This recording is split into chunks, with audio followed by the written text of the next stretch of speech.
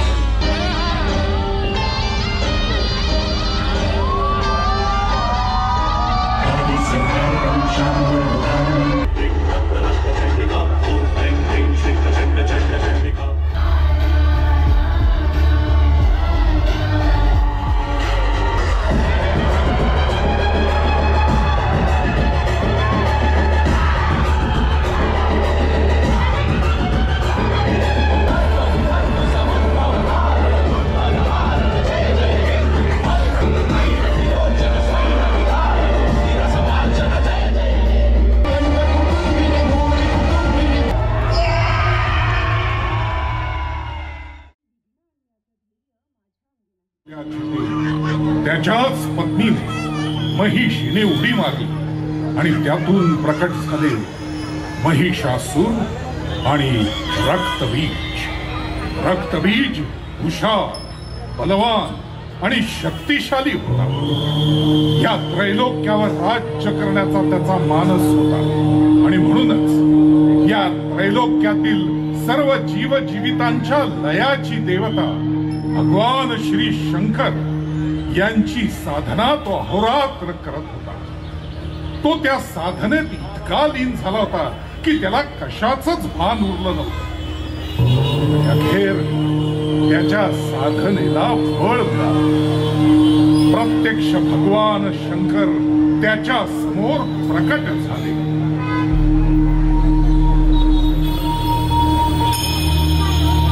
ओम नमः शिवाय. ओम नमः शिवाय.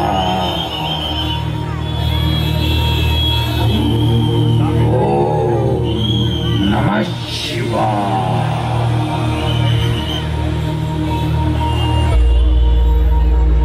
रक्तबीज, माझं चिंतन थांबव आता. काय हवंय तुला? का केलीस इतकी कठोर तपश्चर्या? हे भोलेनाथ, शक्ती, ताकद, साहस, वीरता सगळं आहे माझ्याकडे, पण मला त्रिलोकावर राज्य करायचंय.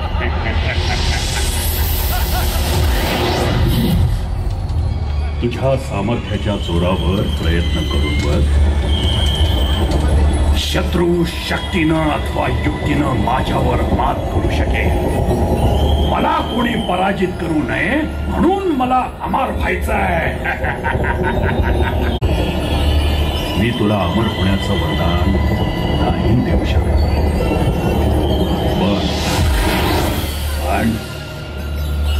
पण काय प्रभो, तुझ्या उत्पत्तीला थांबवता येणार नाही असा वर मी तुला देतो. तुझ्या रक्ताचा थेंब जेव्हा भूमीला स्पर्श करेल, त्यातून तुझ्यासारखेच अनेक रक्तबीज निर्माण होतील आणि ही प्रक्रिया निरंतर असेल आणि म्हणून तुझा पराजय होणं अशक्य असेल. तथास्तु.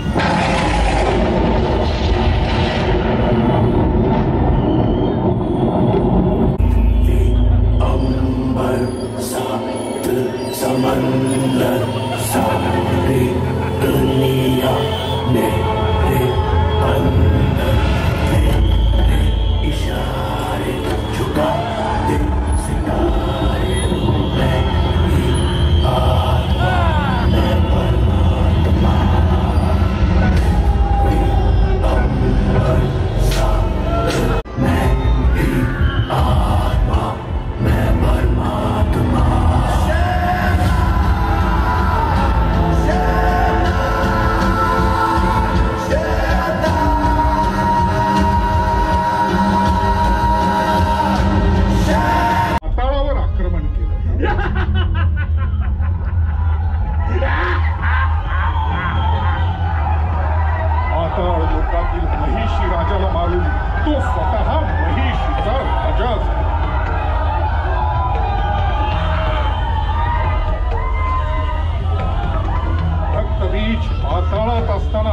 त्याला महिषासुराच्या वधाविषयी समजतं.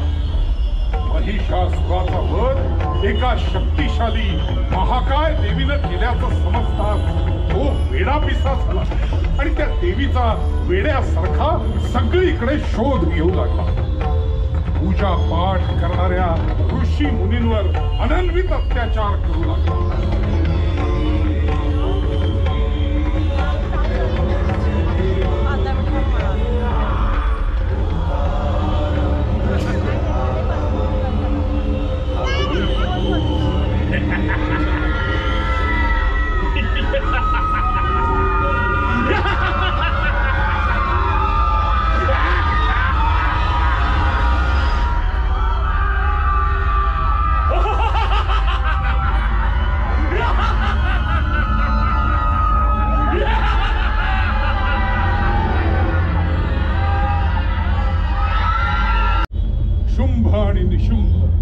ब्रह्मदेवाच्या तपस्येत लीन होते. ओम ब्रह्मदेवाय नमः. ओम ब्रह्मदेवाय नमः. ओम ब्रह्मदेवाय नमः. ओम ब्रह्मदेवाय नमः. त्यांची ही साधना फळास आली. आयुष्यमान तर आम्ही होणारच आहोत भगवान. आम्हाला अमर व्हायचंय आणि त्याच वरदान प्राप्तीसाठी तुमची साधना केली.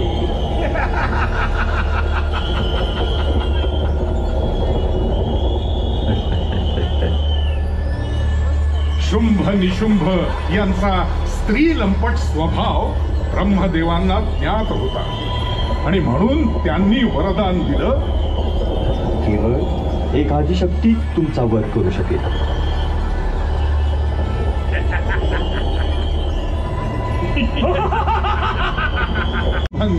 आपल्या भावाच्या हत्येचा सूड म्हणून इंद्रावर आक्रमण केलं. तेव्हा इंद्रदेव नृत्य गायनात रममाण होते.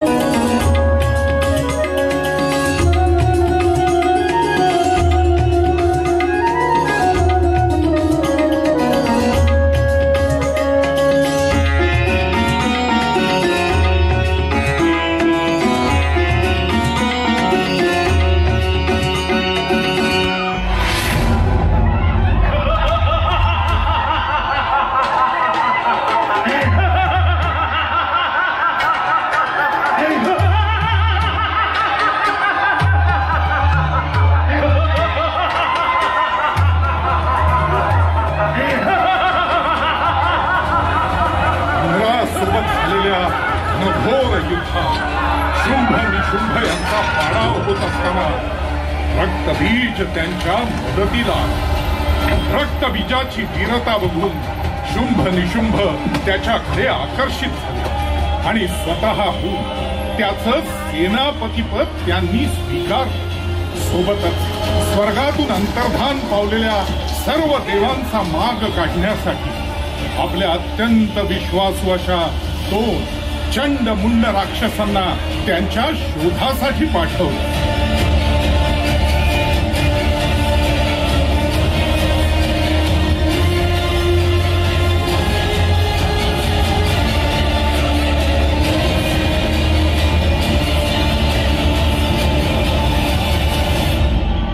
कैलास पर्वतावर महादेवांना शरण आले. त्यावेळी भगवान महादेव त्यांच्या साधनेत अखंड बुडाले होते.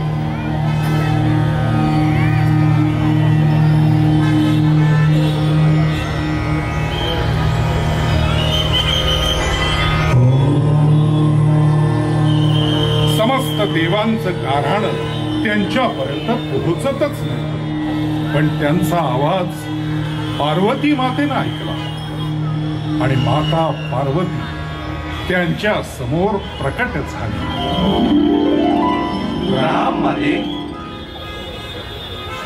प्रणाम. समस्त देवगण आज कैलासावर अवतरले. नक्कीच काहीतरी खास प्रयोजन असेल. माते, आम्ही अनभिज्ञ असताना समस्त दैत्यांनी स्वर्गावर आक्रमण केलं आणि त्यांच्यासोबत महादेवांचं वरदान लाभलेला रक्तबीज आहे. ह्या संकटातून केवळ देवाधिदेव महादेवच आम्हास काढू शकतात. पण देवराज, युद्धभूमी सोडून पळणे हा पुरुषार्थ नाही. आपण युद्ध सुरू ठेवावं. काहीतरी मार्ग नक्की निघेल.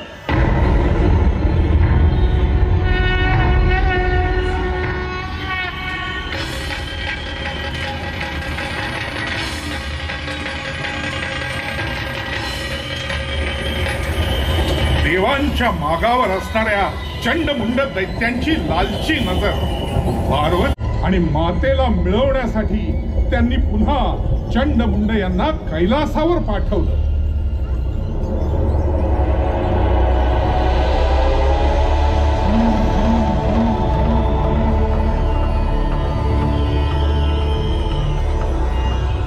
हे अतिसुंदर रूपवान ललने, आम्ही तुलाच आमच्या सोबत स्वर्गात यायची विनंती करायला आलोय. हे सुंदरी, आमच्या सोबत चल. आमचे स्वामी शुंभ निशुंभ यांना खुश कर. हे तुला स्वर्गाची राणी करतील. काय सुंदरी,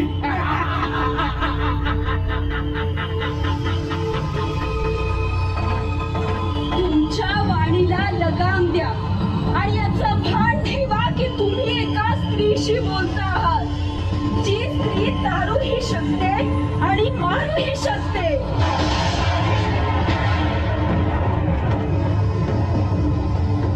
पार्वती मातेला त्यांनी हा प्रस्ताव दिला आणि सोबत असली असभ्य भाषेत मातेसोबत बोलू लागली.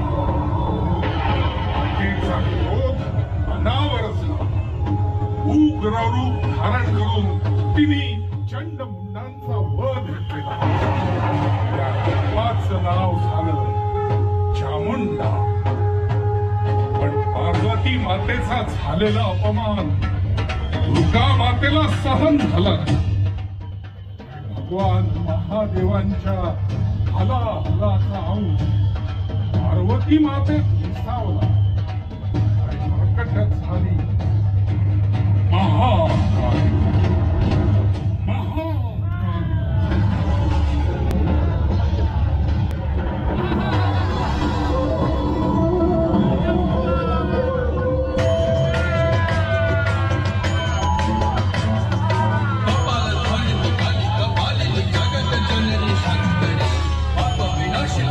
शायणी दिगंबरी सर्वाणी पत्तारिणी मुक्तिदायिनी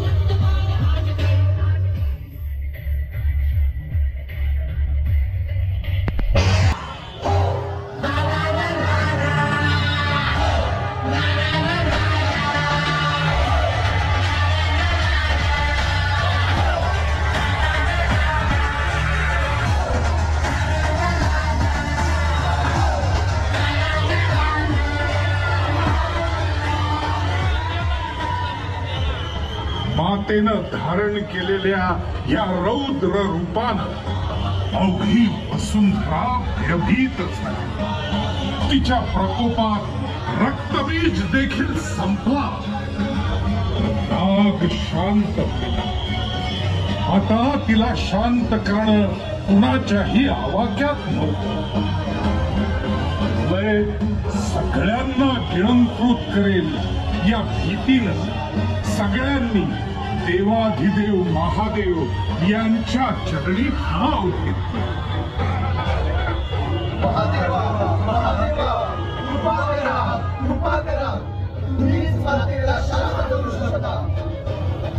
हे कैलासाधिपती, पार्वती मातेने धारण केलेल्या या रौद्र रूपाला शांत करण्यासाठी तुम्हाला तुमचं स्थान सोडावंच लागेल. भगवान, या तीनही लोकात तुम्ही एकमेव आहात जे हे तांडव थांबवू शकता. हे तांडव जर थांबवलं नाही तर विनाश अटळ आहे महादेवा.